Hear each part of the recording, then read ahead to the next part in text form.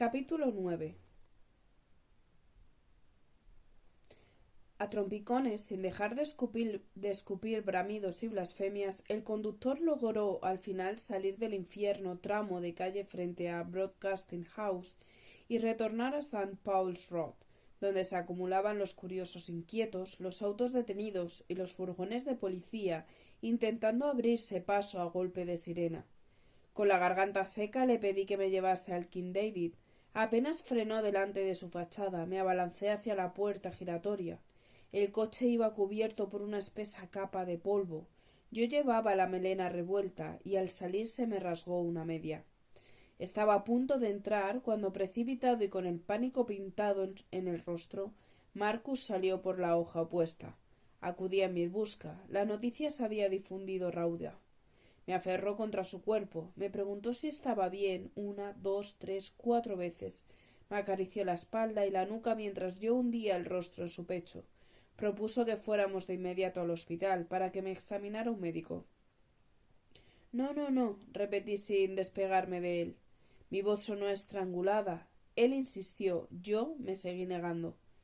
Vamos a entrar, susurré únicamente. Solo necesito silencio y beber agua. Nos acomodamos en una esquina del lobby hasta que el ruido atronador fue saliendo de mis oídos. De forma primaria, puro instinto orgánico, sabía que mi hijo seguía aferrado a mis entrañas. A media mañana Marcus me acompañó de vuelta al American Colony. Habló también con Nick Sutter y le puso al tanto.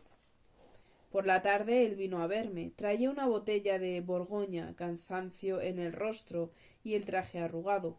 A modo de saludo extendió los brazos con gesto de impotencia y musitó un bronco.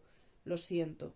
No tenía ninguna culpa de aquella atrocidad, pero en cierta forma se sentía responsable por el hecho de haberme citado esa mañana, justo a la maldita hora del atentado. Conmovida le di un abrazo que no rechazó, aunque seguro que le resultó extraño.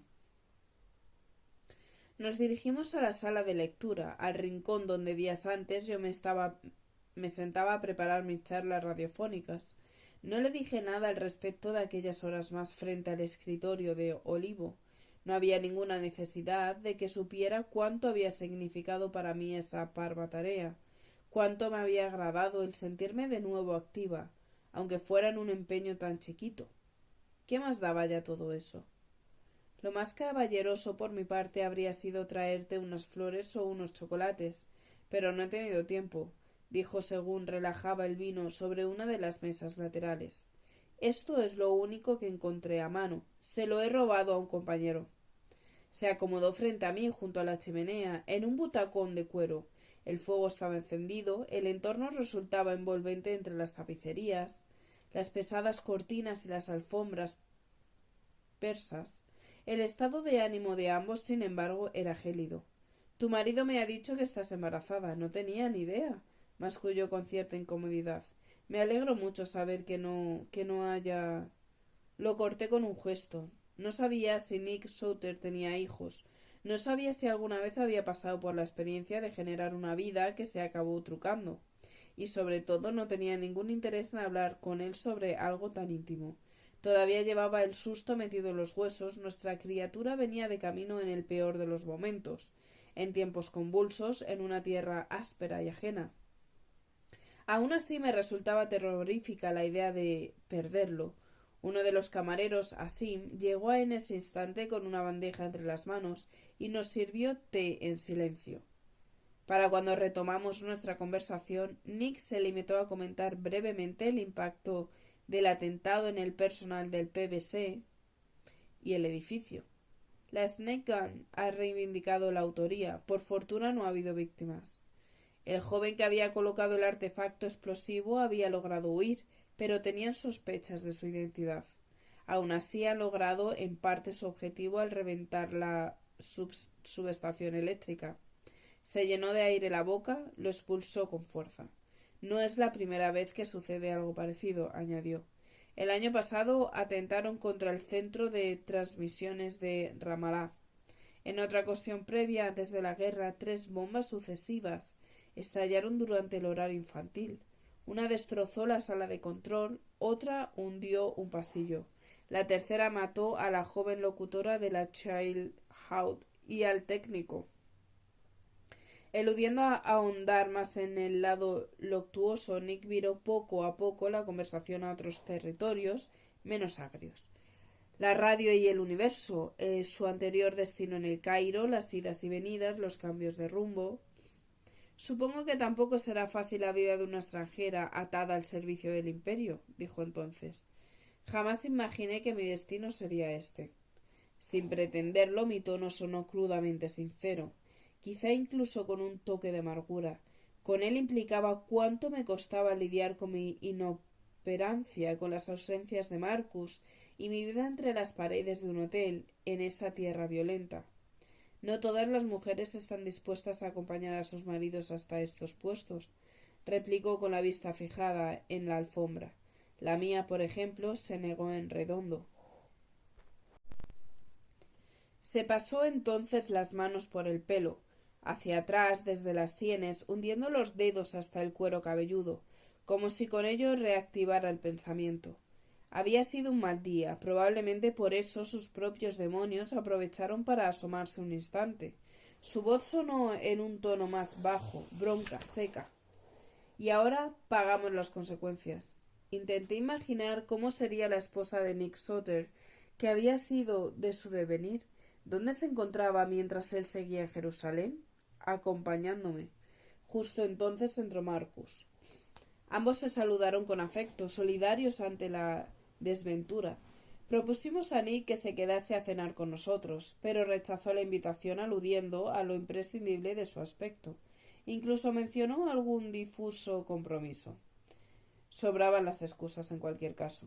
Llevaba encima una jornada tremebunda y prefería irse por su cuenta, a tomar unas copas al Think Bar a buen seguro, a olvidar el horror y a calentarse el alma sin su mujer antes de volver a la fría soledad de su apartamento. En prevención de otros potenciales ataques, en los tejados de Broadcasting House asentaron a partir de entonces un destacamento de la Legión Árabe, integrando en las fuerzas británicas, armados todos sus hombres hasta los dientes. El perímetro de las instalaciones fue bordeado con alambre de púas. Las visitas de personal ajeno a la casa se redujeron al mínimo, y a los miembros de la plantilla les asignaron horarios y pases especiales.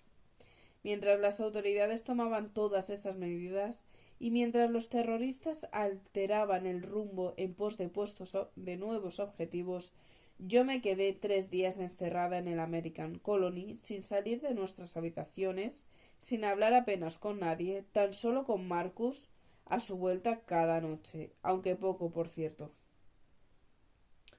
3 días enteros pasé así, prácticamente aislada, y a lo largo de ellos no dejé de dar vueltas a un pensamiento que se acabó tornando en algo casi obsesivo: marcharme, irme de Palestina, velar por esta vida que se formaba dentro de mí, alejarla de fatalidades y riesgos. Esa agresividad entre árabes, judíos y británicos nada tenía que ver conmigo. Yo ya había sufrido la propia guerra de mi país, ya había colaborado de forma voluntaria con los ingleses en la suya. Mi cuerpo estaba cubierto.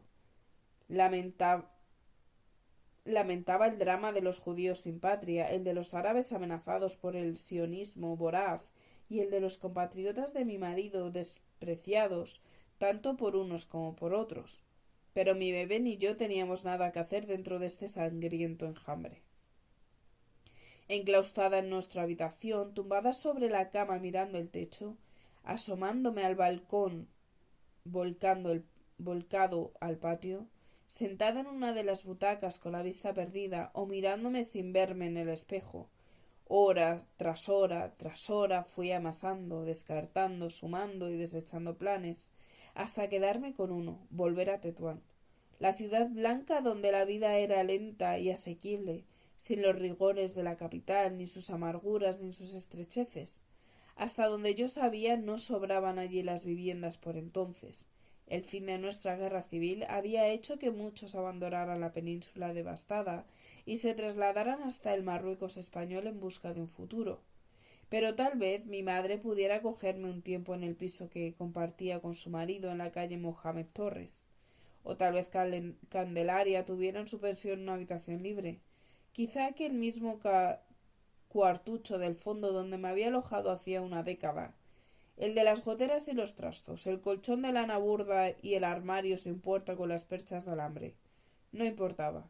Saldría adelante, ya daría yo con la forma. Más recios aún fueron aquellos días, y logré superarlos. A esos y otros propósitos fui dando vueltas eternas en mi cabeza. ¿Qué haría cuando naciera mi hijo?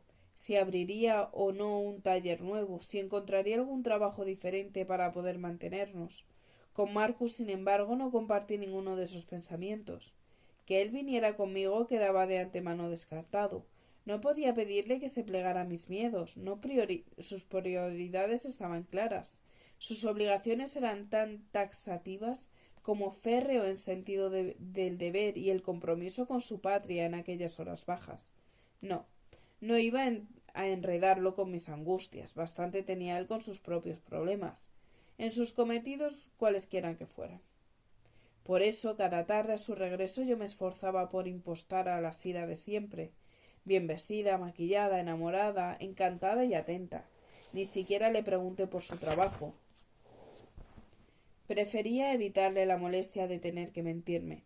Así, como si nada, hablando de banalidades, compartimos las cenas de aquellos días, los pichones rellenos de alí al cocinero, las carnes asadas, el pescado que llegaba desde el lago Tiberíades, incluso la botella de Borgoña que me trajo Nick Soter.